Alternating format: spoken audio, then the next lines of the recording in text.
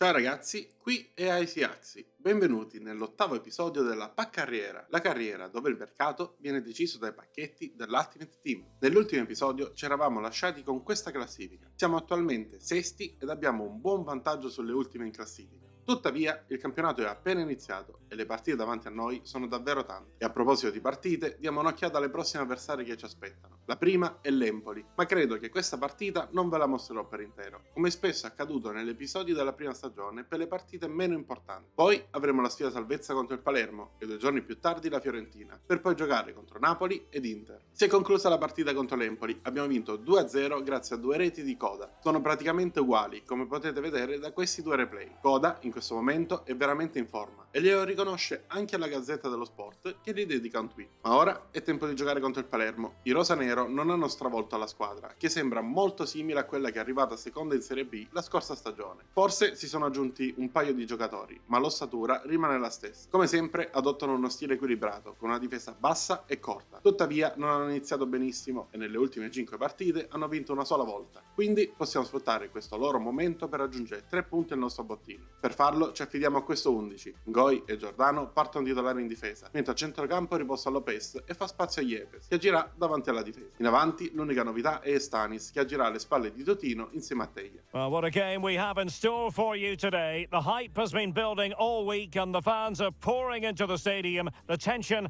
palpable. We have all the action for you live on EA TV. Siamo pronti ad incominciare questa sfida. Al centro del campo Totino fa partire il match e passano davvero pochi minuti prima del primo gol. Santoro prova a servire Totino in area, ma il difensore lo anticipa. La palla torna al centrocampista, che serve nuovamente Totino, che si gira e lascia partire il tiro che si insacca alle spalle del portiere. Poi il match rallenta per diversi minuti, ma al 33esimo Totino ha una chance per il raddoppio. Il portiere stavolta è attento e para il tiro. Ed il primo tempo finisce con il risultato di 1-0 per noi. Pochi minuti dentro la ripresa e Totino pesca l'inserimento di Estanis, che però è costretto ad allargarsi. Rimane lucido e serve nuovamente Totino dentro l'area, che riesce ad coordinarsi perfettamente per battere il portiere per la seconda volta. He's doubled his total for the day in superb scoring. Well, we have 30 minutes to go. Poco dopo, su di una palla recuperata sulla tre quarti, avrebbe anche l'occasione per la tripletta, ma il dribbling lo porta esterno ed il tiro con poco angolo viene agilmente parato dal portiere avversario. Sul calcio d'angolo successivo è Mallica a saltare più in alto di tutti, ma il colpo di testa viene fermato sulla linea dal difensore. Poco più tardi Soriano riesce a servire ancora Totino, ma ancora una volta l'attaccante ha poco angolo di tiro e la conclusione viene fermata in 2 tempi dal portiere. A 4 minuti dal termine è Stanis ad avere la palla per chiudere il match, ma ancora una volta il portiere del Palermo si oppone alla conclusione. Tuttavia, in attacco il Palermo non si è visto e noi portiamo a casa i 3 punti grazie alla doppietta del nostro attaccante. E dopo 2 giorni andiamo a Firenze per giocare contro la Viola. La Fiorentina è più o meno sempre la stessa. La vera novità è Abdulkerim in difesa, diventato anche capitano. La squadra si affida alla palla lunga e ai contropiedi veloci per colpire gli avversari, ma il loro inizio è stato pessimo ed al momento sono quasi a rischio, visto che la zona rossa non è così distante. Ma rimangono comunque una squadra più attrezzata della nostra, c'è da prestare molta attenzione ai loro giocatori. Senza riposo dobbiamo affidarci ad un turnover corposo. Ferrari e Lala prendono posto in difesa. A centrocampo proviamo a partire con i titolari, mentre in attacco riposa Totino che lascia la maglia da titolare a Coda. This is the kind of occasion we all relish as football fans. Non-stop hype all week long. And now for the... Ora è davvero tutto pronto per cominciare. Saremo noi a dare il calcio d'inizio con Coda. La partita nei primi minuti è molto intensa, con diversi duelli a centrocampo, ma la prima azione pericolosa è della Viola, con Miller lasciato solo dentro l'area, che per fortuna viene fermato da un ottimo Silvestri. Immediata la nostra reazione, con Teglia che si invola verso la porta resistendo ad un paio di cariche, ma il tiro fuori equilibrio viene deviato sopra la traversa da un attento De Gea, per rammarico del nostro attaccante. Ha nuovamente un'occasione alla Fiorentina con Keane, che dal limite prova il tiro di prima intenzione, ma anche lui è fuori equilibrio, e Silvestri riesce ad intervenire e deviare il tiro in angolo.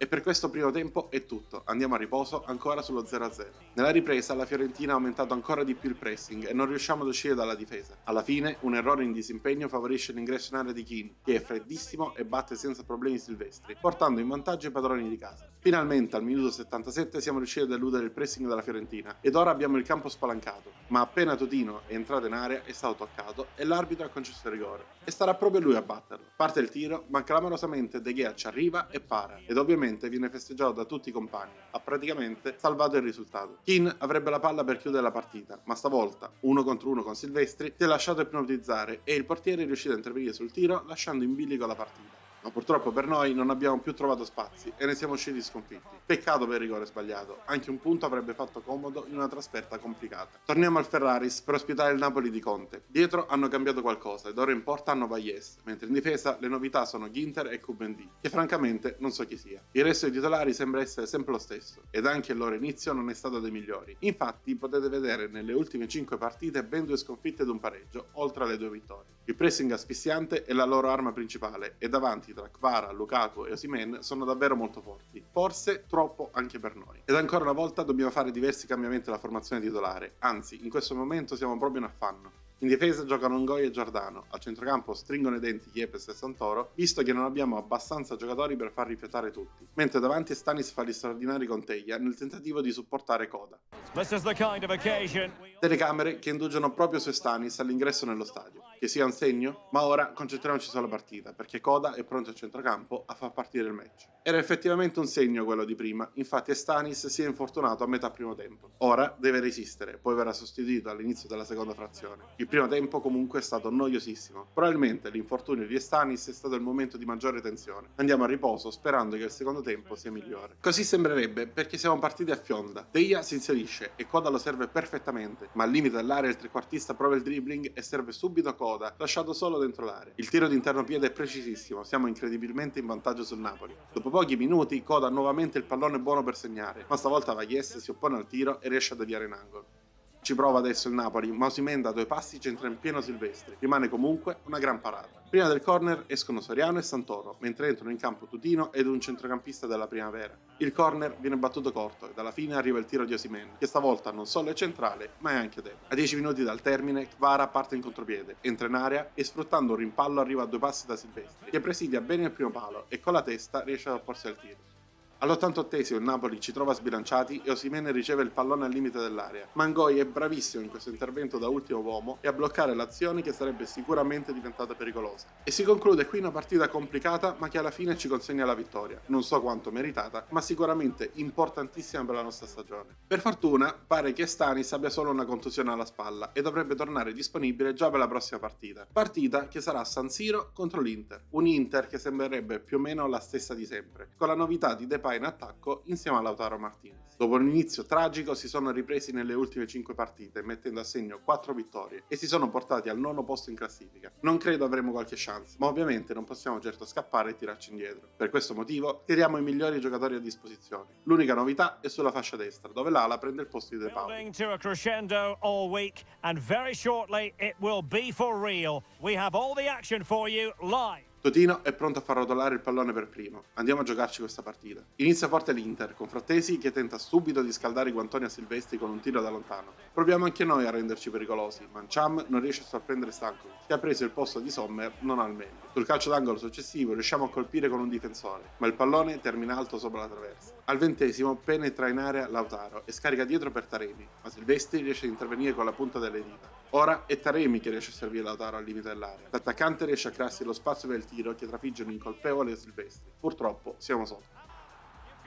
7 minuti più tardi ancora Lautaro si trova davanti al portiere, ma stavolta il nostro estremo difensore riesce a deviare il pallone in angolo. Non è ancora finita però, Carlos Augusto inventa un cross perfetto per Lautaro, che è completamente solo in aria. Tiro di controbalzo che non lascia nessuno scampo a Silvestri. Ora è davvero dura. Finisce un primo tempo ben giocato dall'Inter che dal 15° minuto non ci ha più fatto toccare palla. Nel secondo tempo il copione è sempre lo stesso, l'Inter attacca e noi soffriamo. E Lautaro non ne sbaglia una, tiro a giro potentissimo che si insacca alle spalle di Silvestri.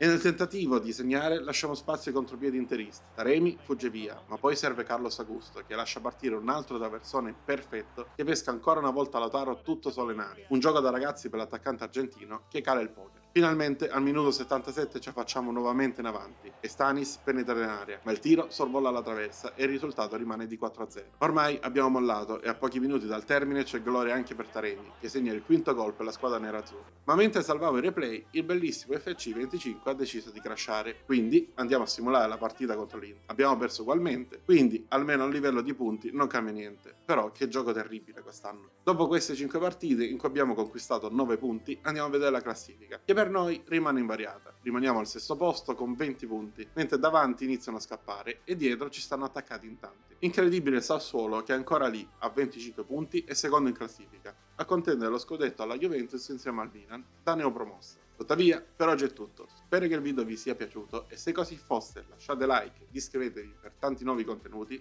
Noi ci vediamo nel prossimo video.